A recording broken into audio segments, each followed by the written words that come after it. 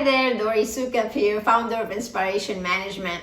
I just had an interview with Stephen Handisides. He is the founder of My Face, My Body. They put on the GVAS virtual conference. It's an amazing experience. If you have not seen it yet, you really should go and check it out. But he did an interview with me to find out what's going on right now and what are some of the movements and the trends that are happening. So I invite you to watch this interview. It's not very long, but it will give you some great insight on how to help you navigate through the tough time that everybody is having right now. So go check it out. And if you have not seen all the webinars we've been doing, you can check them all out on YouTube or on global MA.P.S association.com, and you'll see all of them there. We are here to help you.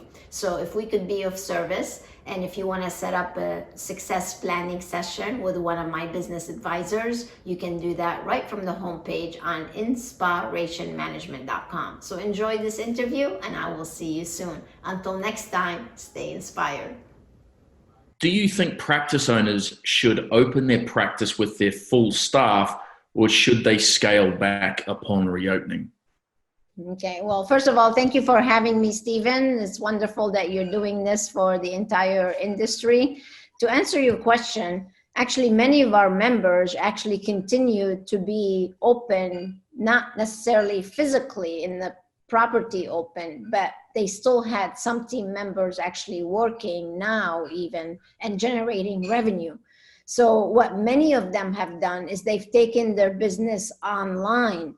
We are teaching people how to do online consultations that are revenue generating, teaching them how to do webinars so they can communicate with their database, their clients, and gain brand new people. So to answer your question, whoever was working now with them, if they were doing their online shift, they should just carry on. And once they open, they can have them come back to the facility.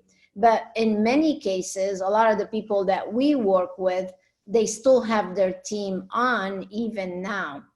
But if they don't have that situation now and they want to reopen, I would definitely assess the situation, see the demand. I would send out a few emails to my database, go post a little bit on my social media, let them know that we are coming back on, we are opening, and to go ahead and start reserving their appointments. So depending on what the response is from their demand to that outsource, that they're letting people know that they are being reopened, depending on the demand, that would be my recommendations to basically have the right amount of team members that they need right now to accommodate the demand that they have for now. But I like to be more proactive, Stephen. I like people to be picking up the phones, making outgoing calls, start doing appointments even now to reserve for the future. So we've been very active in my community to have business, but it's unusual business, but they're still generating revenue and they're still benefiting even from the time that they're physically closed now. What is your advice for practice owners regarding their menu of services when they reopen? Should they open with their full menu, or condense it to be a lot more smaller and a manageable offering when they first open up? So the menu to me is very important when you recover, when you relaunch. And I'm really helping everybody come up with something new, something exciting, maybe changing up the menu a little bit. So you're not just reopening to the same old things you had, but actually opening up with something exciting that you can announce. So many of our members now, we're working on the VIP program, their loyalty program, and they're relaunching a brand new loyalty program that people can partake in, because we want to have that reoccurring revenue. As a matter of fact, many people right now that have that reoccurring revenue model on their menu have done a lot better than the people that don't. As a matter of fact, we still had people that were profitable even last month. And the reason for that is because they took their business online, plus they started doing the webinars, and they have that reoccurring revenue model that they have going on continually. So the menu to me is very important. I would advise everyone who's watching to take a look at your menu, assess it, see what's been selling, what was not selling, revamp it, refresh it, and come out swinging. You want to recover from this in a big way. You want to show everybody that you are innovative and you're coming up with new things and exciting things to get them to come back to see you. What is your opinion on offering special pricing or incentives for patients to return to their providers, such as bundling of services or discounts? So I'm allergic to discounts. What we teach is you should only offer discounts if you have a VIP program, and that's why you should have that membership program that I just spoke about a little bit earlier. If you have that, you're going to be a lot better off than doing your typical discount that everybody else does. I believe in being different. Differentiation is what separates you from the competition.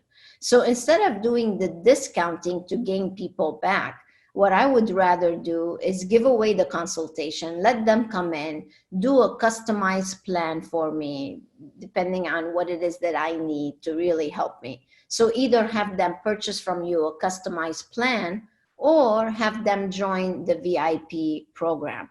So when they come back to us after this chaos that we've been in, I think it's your opportunity to retrain your clients on how to do business with you. And the more you retrain them on how to do business with you, the better off you're going to be, and the less depleting of your bottom line you will experience. So I'm not a big fan of really discounting. I much prefer added value and benefits rather than giving your typical discount that everybody else does. So what social media platforms or social engagement initiatives do you think would be valuable to practice owners to remarket their business upon reopening? Oh, marketing is where it's all going to be a lot of focus on, is a must. And of course, all of social media right now is going crazy. Really, it depends on the age group of your database and your target market. If they're a little bit younger, of course, Instagram is the place to be. As a matter of fact, I'm doing a webinar with an Instagram guru. Her name is Shelby Miller. She has over 85,000 followers on Instagram. She's a mastermind member of ours, and she's an amazing marketeer. She has now, actually the webinar we're doing together is I'm going to show everybody how to take followers and turn them into clients, because you can do all the social media you want, but if you don't have a purpose behind your marketing campaign and turn these followers into clients, turn them into paying clients, then the whole point of marketing is useless. So yes, between Facebook, I love Facebook campaigns are a great way to market your business. I love Instagram, but most important is YouTube. That's where you could really rock right now and differentiate yourself from everyone else. If you keep doing video after video after video and you put it on YouTube so people can find you instead of you just keep pushing yourself on people, I highly advise you to come up with a YouTube channel if you don't have one already. Start doing videos, start putting them on YouTube first, and then you can push them to all other social media platforms, including LinkedIn, Facebook, Instagram, if you want to tweet about them. So that way you're multi-purposing your efforts. From just one video, you can have an outreach that will be widespread to reach many people you want to reach and convert them. That's the key, conversion. Do you think virtual consultations will be a mainstay for practices after opening? And should they be? I believe so. We have taught everybody to really focus on that online consultation. We came up with a new system called the We Dare system. And the reason I called it We Dare is because we really need to be daring right now, because a lot of people don't feel comfortable getting online and actually talking with someone. But I have to tell you, I'm amazed of what our community has been able to do. I'll just share with you a quick little success story. One particular med spa in Pennsylvania, Brianna and Kane, she did one webinar. And after half an hour, she was able to promote or sell more than $15,000 in half an hour in business. It's crazy. And it's all because they went on and did this. So between the online consultations, webinars, virtual events like what you promote is so important. And I truly feel that it would be part of our future, because that would be a great way to pre-qualify your clients before they actually come in. That could be part of the process. You do an online consultation first over the internet, and then once we do that, then you can come into the office. We can do the finalization of the customized program. You pay your money and then you get started. So I truly feel it would definitely be part of the future. How do you think patient consultation techniques will change once practices reopen? That goes depending on where they are, and many government leaders are issuing all kinds of precautions that you need to take. But we also came up with a list of things that all people need to do before they actually open, and what they should do during their opening. I think the safety of our team members, the safety of our clients, and everybody is involved is very, very important. Therefore, I think it's very important to really know what you need to do to ensure the safety of everybody involved.